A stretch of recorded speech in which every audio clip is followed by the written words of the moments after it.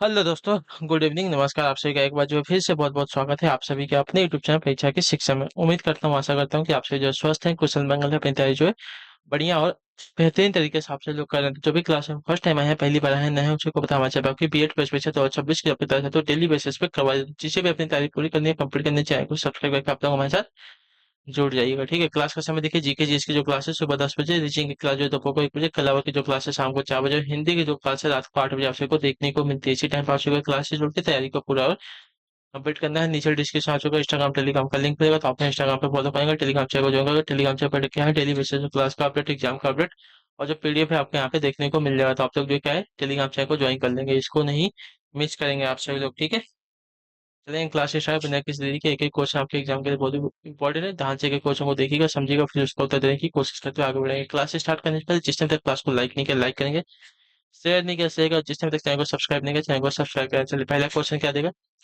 कन्नौज पर लंबे समय तक त्रिपक्षीय संघर्ष किन तीन राजवंशों के बीच चला, बताइए। कन्नौज पर लंबे समय तक जो है त्रिपक्षीय संघर्ष जो है किन तीन राजवंशों के बीच चला था।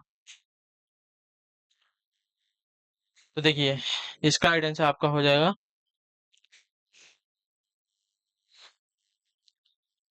पाल, राष्ट्रकूट और गुर्जर प्रतिहार के बीच में चला था। ठीक है, कन्नौज को लेकर जो है लंबे समय यानी लगभग 200 वर्षों तक जो है त्रिपक्षीय संघर्ष पाल, राष्ट्रकूट और गुर्जर प्रतिहार राजवंशों के बीच चला था। ठीक है, तो ऑप्शन नंबर जो आपको बी दिया गया आपका राइट आंसर है। यह संघर्ष जो है आठवीं आठवीं शताब्दी के मध्य में कन्नौज पर अधिकार को लेकर हुआ था और इसकी शुरुआत आपकी गुर्जर प्रतिहार वंश के शासक ने की थी और इसकी समाप्ति भी जो है गुर्जर प्रतिहार ने ही की थी। क्लियर है। अगला क्वेश्चन देखेंगे, 77 नंबर का आ जाएगा। राजनीति विज्ञान का जनक किसे माना जाता है, बताइए। राजनीति विज्ञान का जनक किसे माना जाता है, तो जनक का विज्ञान अगर देखा जाएगा साथियों, ठीक है, राजनीतिक विज्ञान का जनक आपका माना जाता है यहाँ पे अरस्तु को। ऑप्शन जो आपका ए दिया गया आपका राइट आंसर होगा। ठीक है, चलिए अगले क्वेश्चन को देखेंगे क्या देगा है। 78 नंबर उत्तर देने की कोशिश करेंगे। राइट आंसर, चोल मंदिरों के विषय में निम्नलिखित कथनों में से कौन सा सही है। चलिए, चोल मंदिरों के विषय में निम्नलिखित में से कौन सा कथन आपका सही है, तो चोल मंदिरों के विषय में अगर देखा जाएगा तो आपका कथन यहाँ पर सही हो जाएगा। चोल मंदिर जो है आर्थिक, सामाजिक और सांस्कृतिक जीवन के केंद्र थे। ठीक है, तो ऑप्शन जो आपका ए दिया गया आपका राइट आंसर हो जाएगा। क्लियर सभी को। यह मंदिर जो है ट्रस्टी की भांति कार्य करते थे तथा अनेक सामाजिक एवं सांस्कृतिक गतिविधियों का संचालन भी करते थे। ठीक है, चोल राजाओं द्वारा ब्राह्मणों एवं मंदिरों को अत्यधिक भूमि दान में दी गई थी। क्लियर। अगला क्वेश्चन 79 नंबर बताने की कोशिश करेंगे राइट आंसर क्या हो। में दिल्ली सल्तनत के सुल्तानों के लिए लिखी गई तरावी के विषय में निम्नलिखित कथनों में से कौन सा सही है। ठीक है,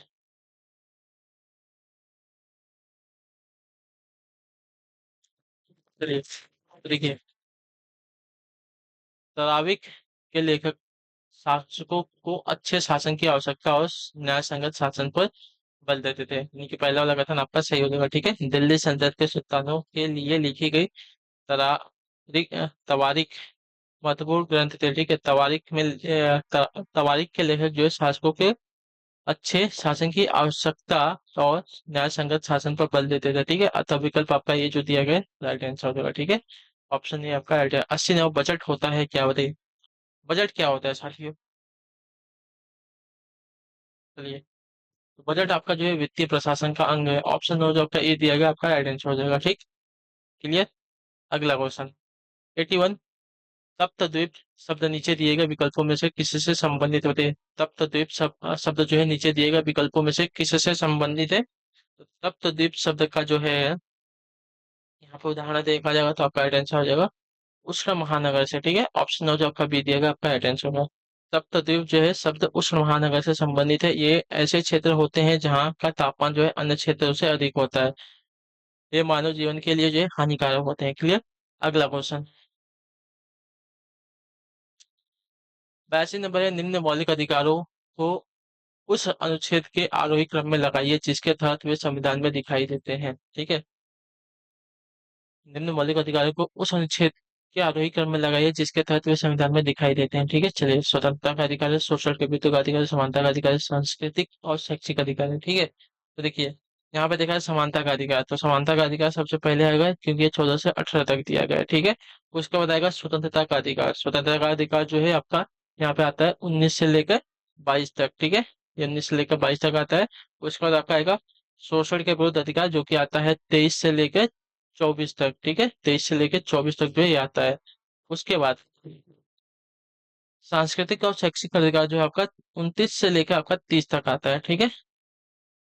तो पहले ये आ जाएगा सी, फिर दूसरे पे बी आएगा। नहीं, पहले सी फिर ए, CABD आएगा, ठीक है। यानी कि ये वाला ऑप्शन राइट हो जाएगा, CABD। क्लियर। चलिए, धार्मिक स्वतंत्रता का अधिकार जो है 25 से 28 तक आता है। बीच वाला जो है ना धार्मिक स्वतंत्रता, वो हमारा में से धार्मिक स्वतंत्रता जो है, धार्मिक स्वतंत्रता जो है हमारी 25 से लेके कितने तक आती है, 28 तक आती है। क्लियर सभी को।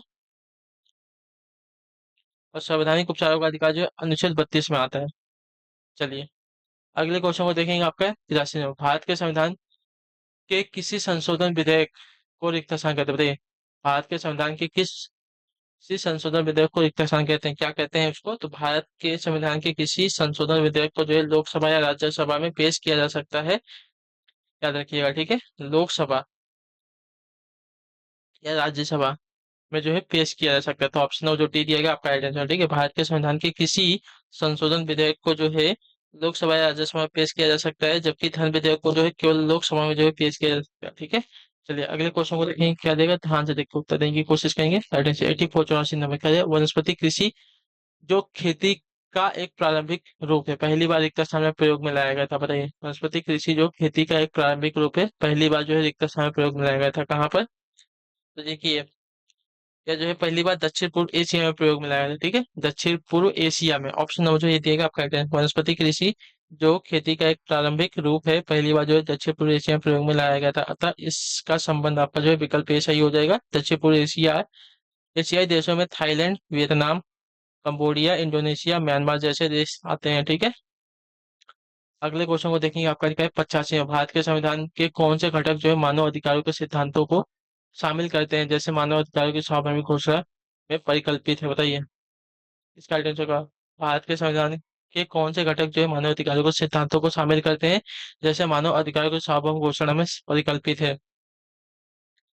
इसका राइट आंसर क्या हो जाएगा?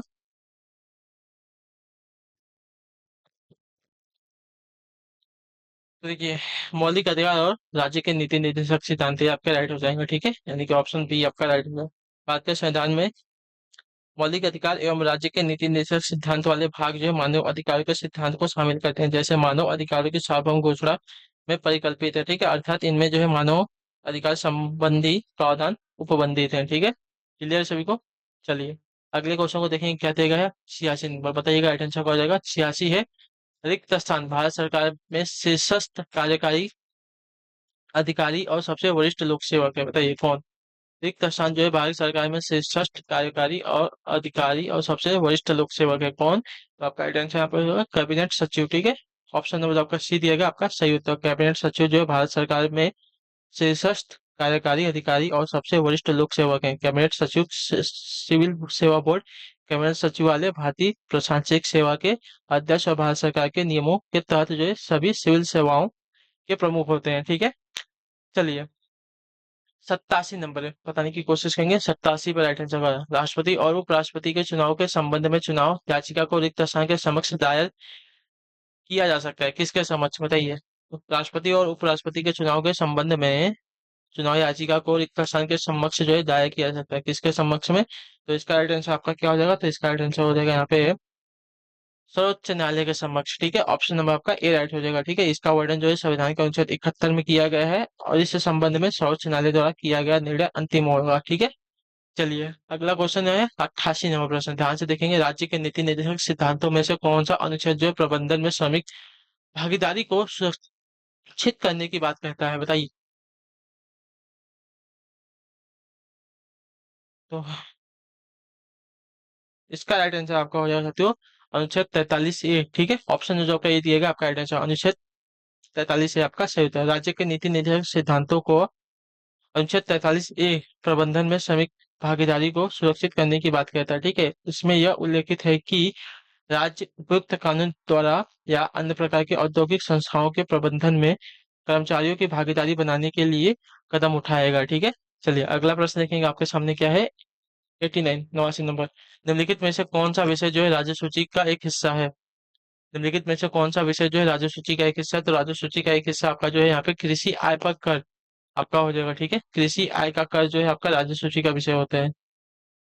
राज्य सूची के विषयों पर राज्य सरकार जो है कानून बनाती है। ठीक है। संविधान के लागू होने के समय इसके अंतर्गत जो 66 विषय थे, वर्तमान में अब इसमें जो है 62 विषय रह चुके हैं। ठीक है। संविधान में कुल 3 सूचियां हैं। राज्य सूची, समवर्ती सूची और आपका संघ सूची। ठीक है। चलिए 90 नंबर। राज्यसभा में भारत के प्रत्येक राज्य के लिए सीटों के आवंटन का भारत के संविधान की रिक्त स्थान अनुसूची में उल्लेख किया गया है। किस सूची में। तो इसका राइट आंसर क्या हो जाएगा। तो इसका राइट आंसर हो जाएगा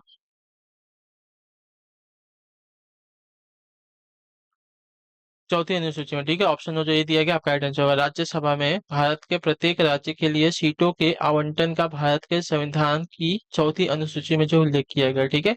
इनमें सीटों के आवंटन जनसंख्या के आधार पर किया गया है। ठीक है। सर्वाधिक सीटें राज्यसभा एवं लोकसभा में जो है उत्तर प्रदेश की हैं। ठीक है। क्लियर। चलिए अगले प्रश्न को देखेंगे। आपका 91 नंबर है। उत्तर दीजिएगा। एडिशन निम्नलिखित कार्यों में से कौन सा जो है संविधान सभा द्वारा नहीं किया गया था। बताइए संविधान सभा द्वारा कौन सा कार्य जो है नहीं किया गया था, हमें बताना है।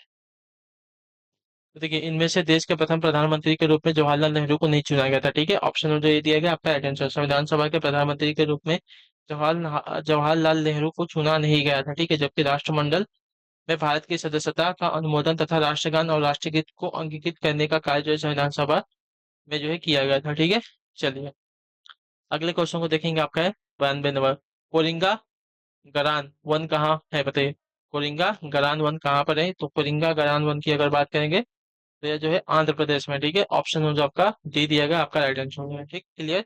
कोरिंगा गरान वन जो है आंध्र प्रदेश में, यह जो है मैंग्रोव वनों का दूसरा सबसे बड़ा फैलाव क्षेत्र है। ठीक है।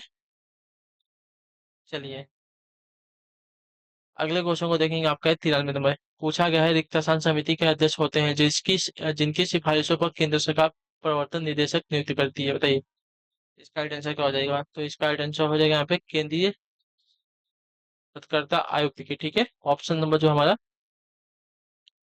सी दिया गया आपका राइट आंसर हो जाएगा। ठीक है। केंद्रीय सत्कर्ता आयुक्त समिति के अध्यक्ष होते हैं जिनकी सिफारिशों पर केंद्र सरकार प्रवर्तन निदेशक नियुक्त करती है। भारत का केंद्रीय सत्कर्ता आयोग जो है भारत सरकार के विभिन्न विभागों के अधिकारियों कर्मचारियों से संबंधित भ्रष्टाचार नियंत्रण के सर्वोच्च संस्था है और इसकी स्थापना वर्ष 1964 में की गई थी। ठीक है। चलिए उत्तर देने की कोशिश करेंगे। अगला क्वेश्चन क्या है 94 नंबर। बताइएगा राइट आंसर। निम्नलिखित में से कौन सी आयकर की गणना के लिए कुल आय में कटौती नहीं है। बताइए निम्नलिखित में से कौन सी जो है आयकर की गणना के लिए कुल आय में कटौती नहीं है। तो इसका राइट आंसर हो जाएगा यहाँ पे व्यक्तिगत ऋण पर ब्याज। ठीक है। ऑप्शन जो डी दिएगा आपका राइट आंसर। व्यक्तिगत ऋण पर ब्याज जो है आयकर की गणना के लिए कुल आय में से कटौती नहीं है। अर्थात आयकर की गणना करते समय व्यक्तिगत ऋण पर ब्याज को जो है घटाया नहीं जाता है, जबकि अन्य सभी को जो है घटाया जाता है। शेष बची हुई आय पर ही जो है कर देना पड़ता है। चलिए 95 नंबर है। बताइएगा अच्छा निम्न में से कौन सा बैंकों के राष्ट्रीयकरण का लक्ष्य नहीं है। बताइए निम्नलिखित में से कौन सा जो है बैंकों के राष्ट्रीयकरण का लक्ष्य नहीं है। तो बैंकों के राष्ट्रीयकरण का लक्ष्य आपका देखा जाएगा बैंकिंग कारोबार का संकेंद्रण। ठीक है। ऑप्शन जो आपका भी दिएगा आपका आंसर बैंकिंग कारोबार का संकेंद्रण। बैंकों के राष्ट्रीयकरण का लक्ष्य नहीं है। ठीक है। राष्ट्रीयकरण के पहले बैंकिंग सेवाएं कुछ पूंजीपतियों एवं बड़े व्यापारियों तथा किसानों तक ही जो है सीमित थी, जिसके फलस्वरूप जो है समाज के दो वर्गों में बहुत बड़ी आर्थिक दरार उत्पन्न हो गई थी। ठीक है। इस आर्थिक विषमता को दूर करने हेतु बैंकिंग सेवाओं एवं सुविधाओं का लाभ जो है समाज के सभी वर्गों, विशेषतः ग्रामीण कस्बाई क्षेत्रों में बसे कमजोर वर्गों तक पहुंचाना बैंकों के राष्ट्रीयकरण का मूल उद्देश्य था। ठीक है। इसके तहत जो है बैंक शाखाओं का असीम विस्तार, ग्रामीण एवं प्राथमिक वाले क्षेत्रों में बैंकों का प्रवेश तथा जमा राशियों में विस्तार किया गया। ठीक है। चलिए अगले क्वेश्चन को देखेंगे। आपका है क्या 96 नंबर। क्या पूछा बैंक ऋण में प्रयोजन के लिए अल्पकालिक फसलें किसे मानी जाती है। बताइए बैंक ऋण में के प्रयोजन के लिए अल्पकालिक फसलें जो है किसे मानी जाती हैं। तो देखिए, जो फसलें एक वर्ष या उससे कम के लिए उगाई जाती हैं उसे आपका अल्पकालिक फसलें कहा जाता है। ठीक है, जो फसलें एक वर्ष या उससे कम ना, तो जो फसलें एक वर्ष या उससे कम के लिए उगाई जाती है उसे जो अल्पकालिक फसलें माना जाता है। ठीक है, ठीक है। सरकार ने अल्पकालिक फसलें उगाने वाले किसानों को जो है 3 लाख रुपए तक लोन देने का जो है कानून भी निर्मित किया। ठीक है, जिससे वे कृषि कार्य को जो है आसानी से कर सकें। ठीक। चलिए अगले क्वेश्चन को देखेंगे। 97 नंबर बताइएगा आंसर। मनोविक्षिप्तता का प्रमुख लक्षण क्या है? बताइए, मनोविक्षिप्तता का प्रमुख लक्षण क्या है? तो मनोविक्षिप्तता का प्रमुख लक्षण अगर देखा जाए तो यहाँ पे आई आंसर आपका हो जाएगा यहाँ पे वास्तविक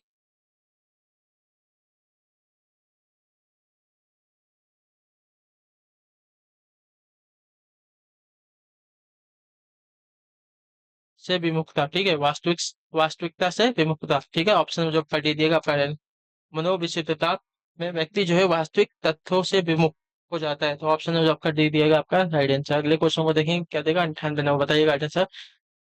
जन्मजात प्रेरक को क्या कहा जाता है? बताइए, जन्मजात प्रेरक को क्या कहा जाता है? तो जन्मजात प्रेरक को जो है शारीरिक, प्राथमिक एवं जैविक तीनों प्रेरक आते हैं। ठीक है, यानी कि सभी के सभी आपके आइडेंटिटी जन्मजात प्रेरक में जो है शारीरिक, प्राथमिक और जैविक प्रेरक तीनों के तीनों आते हैं।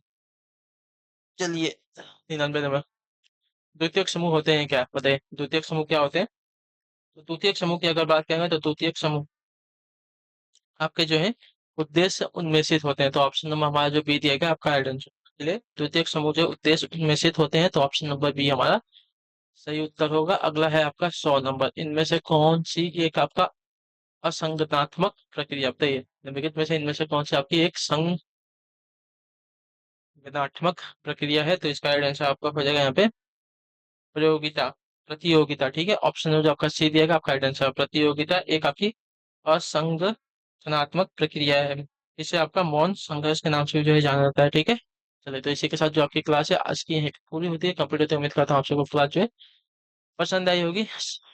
तो जो भी आपको जैसा भी लगा होगा अपना जो कमेंट है फीडबैक को दे दीजिए। क्लास अच्छी है, क्लास को लाइक करेंगे, चैनल को सब्सक्राइब। हम आपसे मिलते हैं आपकी अगली क्लास है, तब तक के लिए टाटा बाय बाय, जय हिंद जय भारत। आपसे क्लास से जोड़ने के लिए बहुत बहुत ही धन्यवाद साथी।